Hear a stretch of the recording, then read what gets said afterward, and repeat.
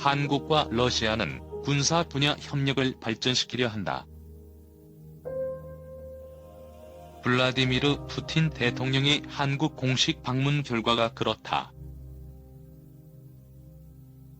그러나 낙관적인 전망을 할 근거는 그리 높지 않다. 한국이 러시아에 제공한 차관을 현대식 무기와 군사 장비로 탕감하자는 러시아 정부의 제안은 한국 국방부의 지지를 거의 얻지 못했기 때문이다.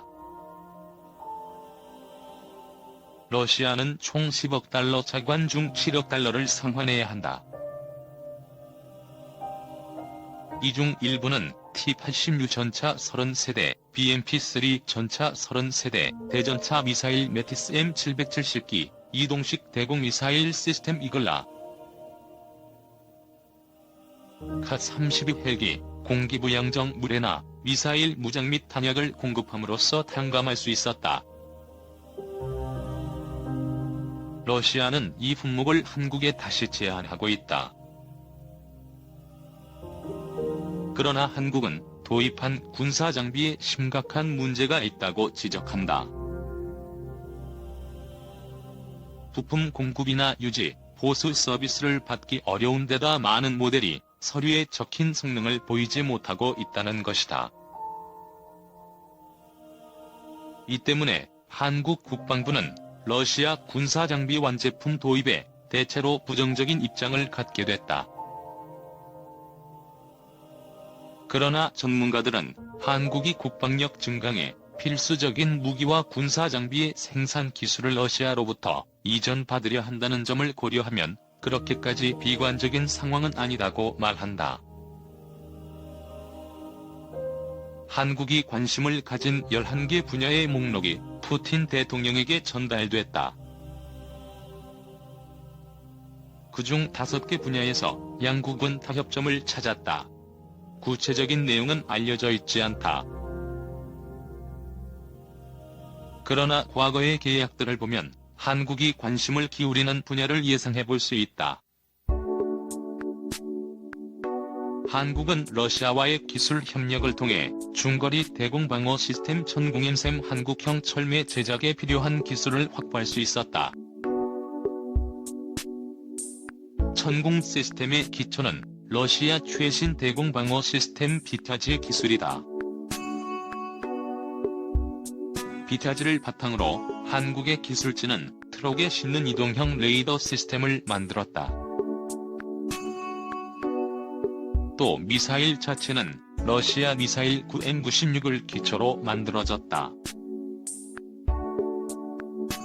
그 결과 한국은 러시아, 프랑스, 대만, 일본에 이어 중거리 지대공 미사일을 개발한 5번째 국가가 됐다.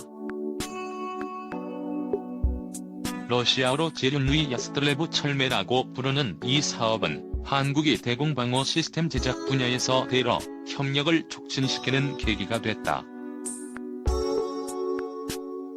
다음 단계는 러시아 대공미사일 시스템 S-400 트리움프 같은 장거리 요격 미사일 시스템 개발이 될 수도 있다. 트리움프 시스템은 비행기, 헬기, 소형 무인 비행기는 물론 크루즈 미사일과 탄도미사일을 효율적으로 요격하는 미사일 방어 수단으로 배치되고 있다. 또 다른 분야는 현대 전투기 제작이다. 푸틴 대통령의 방한 중 러시아는 한국에 러시아 5세대 전투기 T-50 개발 참여를 제안했다. 러시아 전투기 가격은 동급의 미국산 전투기보다 훨씬 저렴하다. 올해 한국은 또 한 번 전투기 60대 구입을 위한 가격 입찰을 중단했는데 그 입찰에는 보잉 F-15SE, 록히드 마틴 F-35A, 이즈 유로파이터 타이푼이 참가했다. 러시아는 이미 인도와 이 사업을 공동 추진하고 있으며 브라질에도 제안하고 있다. 한국의 관심도 유도할 수 있을 것이다. 전투기 제작사인 수호이는 전투기 분야 협력 전망과 관련 신중한 입장이다. 수호이사 관계자는 러시아는 최신 전투기 수-35로 한국의 전투기 입찰에 참가했다가 이미 한 번 대인 적이 있다며 한국이 수-35에 관심을 보이며 기술 문서를 요청했지만 결과적으로는 어떤 결정도 내리지 않았고, 이 때문에 수호이사는 한국이 자국 생산업체들을 위해 단지 전투기 정보를 받을 목적으로 그런 게 아니냐고 보고 있다고 말했다. 2. 러시아 차세대 스텔스기 T-50 성능 개량 작업 한참. 러시아가 개발한 차세대 스텔스 전투기 T-50 핵파의 성능이 한 단계 업그레이드된다. 미 군사안보 전문 매체 더 내셔널 인터레스트 TNI에 따르면 T-50 제작사인 수호이는 T-50 시제기의 기체 다양한 장치들로부터 받는 데이터를 통합한 후 조종사가 관련 정보를 스크린에서 손쉽게 볼 수 있도록 하는 신형 통합 항전장치 IMA-BK를 설치하는 작업을. 수호이 관계자는 이 항전장치가 표적을 자동으로 탐지 확인한 후 이 가운데 가장 위험한 것을 추적해 조종사에게 최적의 해결책을 제시해주는 점에서는 경쟁기인 미국의 스텔스 전투기 F-21 랩터와 F-35 라이트닝이가 운영하는 것과 똑같은 기능을 한다고 설명. 관계자는 2004년 설계된 시스템을 대체하는 항전장치를 통해 레이더, 내비게이션, 통신 장비 등 예전에는 각각 다른 컴퓨터로 가동되던 모든 장치를 통합해 통제할 수 있게 됐다고 강조했다. 그러나 이 장치를 통해 T-50의 전투 항전장치를 완벽하게 통합 가동하려면 아직 추가 작업이 필요하다고 그는 지적했다. 관련 작업을 추진 중인 수호이 계열사 UAC 측은 IMA-BK가 러시아산 멀티코어 마이크로 프로세서와 새로 개발한 실시간 가동 시스템을 사용한다고 밝혔다.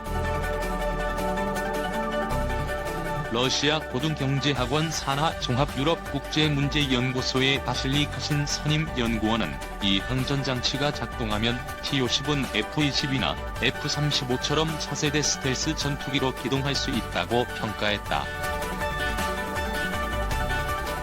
T-50은 스텔스 전투기 성능을 완벽하게 갖추지 못하고 실전 배치도 되지 않아 4.5세대 전투기로 불린다. 카신 연구원은 이어 이 항전장치가 수-30과 수-35 등 노후화된 전투기에도 궁극적으로 설치될 예정이라고 덧붙였다. 한편 유리 보리소프 러시아 국방차관은 2월 러시아 언론과의 회견에서 T-50의 완벽한 성능 확보를 위해 우선 다양한 시험 비행 과정을 거치는 것이 필요하다며 T-50의 실전 배치를 서두를 필요가 없다고 강조했다.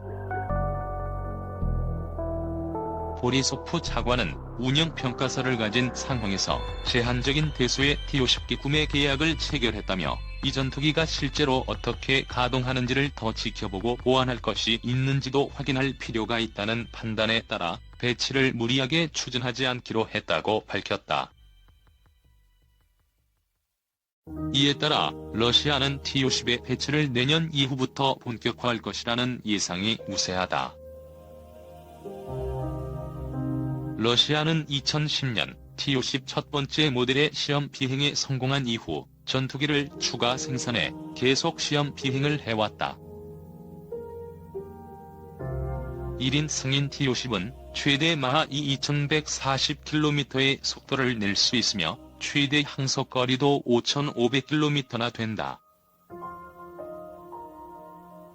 주요 무장으로는 30mm 기관포, A-22 중거리 공대공 미사일, KH-38M 공대지 미사일, KH-35 공대함 미사일 등을 장착한다.